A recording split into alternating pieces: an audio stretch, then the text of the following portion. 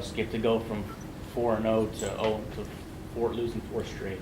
I wouldn't say let down as much as I would say frustrating, because we've been, that close. Like I said, if it was 4-0 to get blown out of the stadium 4 times, it'd be like, what happened? Why did the tide turn? And when you look at the wins losses, that's what it looks like. 4 wins and 4 losses. What's happened to this team? Well, like I said, you're 3 plays away from sitting here 7-1 and being ranked 15th in the country, and the mindset's totally different in this press conference, in that locker room, with our fan base and everything else. We're that close, and that's why it's frustrating, because you're right there, and you can look back at the film, and for every player, they watch that film and say, "Man, if I only would have caught that interception, if I only would have knocked that ball down, if I only would have caught that ball on 3rd and 5, if I only would have, if. We're that close, and that's what makes it frustrating and not discouraging. But I think that's why everybody's attitude is, let's roll them up. We got to change one play and we win. One play and we turn this thing. One play and we turn this thing around. And that's right now the mindset with this team. I know they're hurt. I know they're disappointed, but it's frustrating more than it is anything else to be this close and not be able to be here 7-1 right now. Skip, when you talk about, obviously just ending the losing streak is motivation in itself, but do you mention to them that the possibility that a bowl is in jeopardy, that they have to do certain things just to keep that streak going at all, or is that not something that's? Yeah, I don't know if it's so for? much for the streak. We've addressed. You've got to get the 6 or 7 games to a bowl, and now at 4-4, we better get something done as we go down the stretch. Because if this continues and you continue to lose close games, you're not going to a bowl. And I worry more about this team and the hard work they've put in, the effort, the attitude, the closeness, the way they've bought in, and a lot of the foundation things that are being built right now for this program from a long term. I worry more about it from that aspect than I do about the streak. But we've addressed it, and we've talked about it, and why it's so important to change some of these things. But like I said, some of the mistakes in special teams, some of the decisions that are being made are with absolutely no recourse of what could happen. Just it's like it's a playground. Well, yeah, let's just pick it up. Heck, we'll just pick it up and run with it. But the risk is not worth the reward when you look at, especially against a defense like that. You knew that wasn't going to be the Cincinnati game. You knew it wasn't going to be 38-34 or one of those games that was a high-scoring game. You knew it was going to be low-scoring, so try and run the ball, control the clock, punt the ball away, play great on defense, play great special teams, and you have a chance. And for most of that plan, it was carried out, except for some of the blunders in the special teams. One of the bright spots has been tackles for loss on this team. Yes. This year, you guys are getting them at a rapid pace. What are the biggest things you've seen that have gone into that, of you guys being able to have so much success in that area? I think it's obviously the personnel up front. When you look at the way Corey Grissom and McCaskill were playing, Ryan Giddens is maturing. Every game you just see him grow and develop into a better and better player. Patrick Hampton's doing some good things. The depth there with Claude Davis coming around and starting to bring us some better reps as the year has gone on.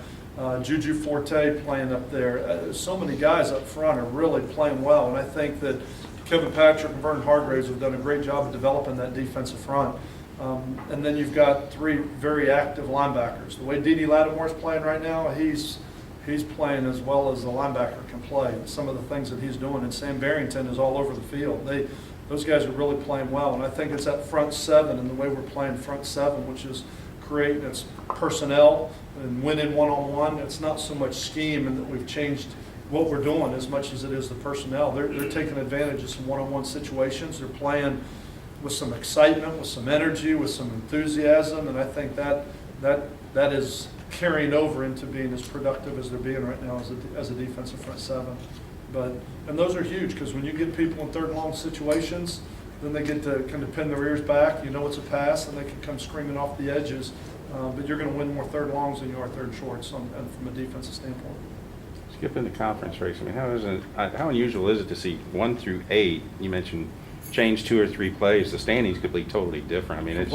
It's you don't know what each week's going to bring. No, and everybody talks about parity in this league, and that's one of the things that makes the Big East such a good league. People talk about we don't have the one dominating team, but we don't have the one basement dweller either. You don't have the one team that's okay, we can count that one a win. Okay, you can count that one a win, and we're really going to have to play well in this one. you better come to play each and every week, because everybody can beat everybody, from the last place team to the first place team, and the difference is that 1 or 2 plays in each and every game. And that's why I think you find the pairings where they are.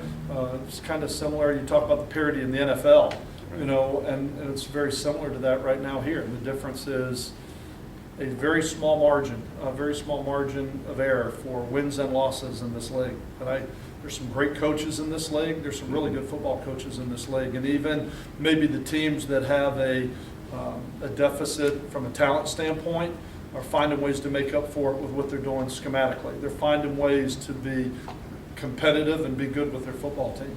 And there's some people that are real strong maybe on the defensive front or aren't as strong in the back end that are doing some things schematically. There's some very good football coaches in this league. Do you think it hurts the overall perception of the league, though, because there isn't that one team that's there at the top of the I standings? think that's what we're missing for that team that's highly ranked, undefeated, going through everything. But I think it speaks volumes when you look at the record of the Big East in bowl games and non-conference games for this football league, and how talented it is, how good it is. I think perception-wise, it probably doesn't get the billing it deserves because there is no clear-cut dominant team. But I think that's more a testament to every coach and team, every coach and player in this league, and how much balance there is in the Big East.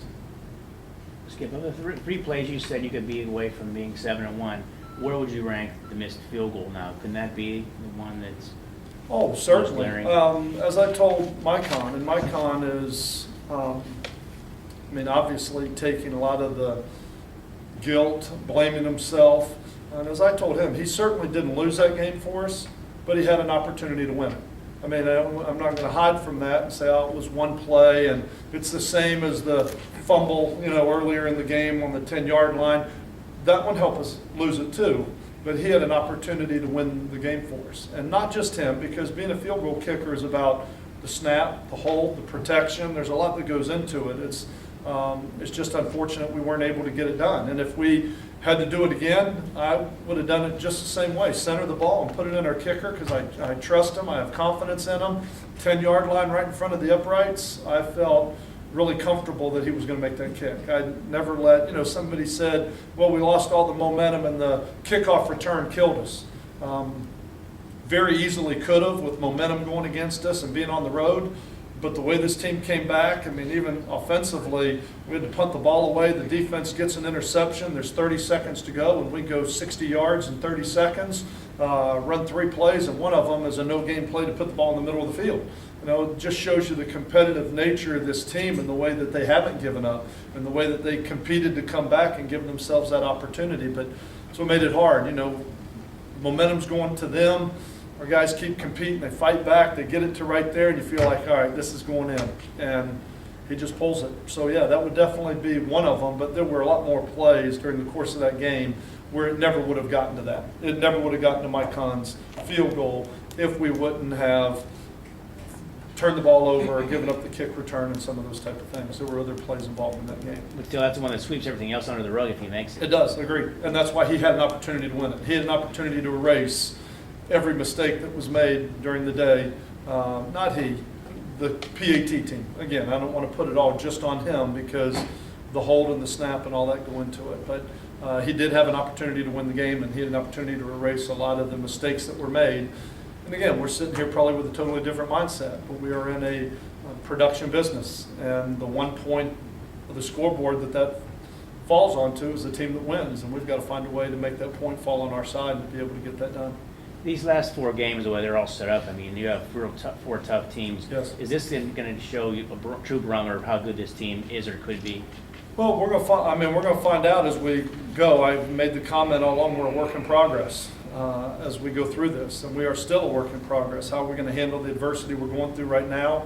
What's our attitude going to be? Are we going to continue to play with the confidence that we played with Saturday? Obviously, there's some things that our defense can build on, some things our offense can build on, and even some things our special teams can build on. I look at kickoff return as kind of being an example of some of the things. Your first one, you hit it, you split it, we miss one block, and the guy gets his arm around Lindsey and brings him to the ground. You're one block away from having our own touchdown on kickoff return. and then we fair catch one that lands on the 18 and back up to do it, I can't explain to you why. And then on the very last one, we have 10 guys that are doing an unbelievable job, and we have a young guy that has been put in there with an injury who goes the wrong way, and it creates an unblocked man coming right down the middle of the field. So you look at it, it's kind of the consistency in the special teams is what's lacking right now. And if we could do it the first time, why can't we get that going, especially with the time, effort, and energy we put into it? But that's on us as coaches, that's on us as players. We've all got to take responsibility for what we have to do to get it straight. Missed plays and missed opportunities were a big part of last year's game against Syracuse. Yes. How do you use that this year? Watching last year's film, I always enjoy watching last year's film because it gives us a great barometer of our talent versus their talent, where we are right now. And we definitely had some opportunities in this game. The first interception on the opening drive when we went down the field and threw the interception when we had the guy wide open, and then later in the game when we threw the post and we had Bogan uncovered running down the sideline there. We definitely had some opportunities. I don't know that you can utilize that so much. I think BJ was a totally different quarterback then than he is today. Obviously, there were some things that he wasn't seeing the field as well and as comfortable in the offense a year ago as he is right now. But I think you can definitely, it will be a great reminder of, just like last week, missed opportunities on a couple of the kickoff return chances that we had, the missed opportunities on the field goals that we had, the missed opportunities we had a couple on offense and a couple on defense. The 2 interceptions we could have had on defense that we just weren't able to come up with. So I think right now every phase of the team needs to look at themselves with missed opportunities and what we can do to get better. How can we make up this one play on defense? How can we make up this one play on offense? And how can we make up this one play on special teams? But I think we're really close to being, I think we're a good football team right now. There's probably a lot of people that would argue with that with our wins and losses and when you look at where we are in the conference. But when you break us down as an offense, defense, and special teams unit, we're doing a lot of good things. We just have to get some things cleaned up. Anything else?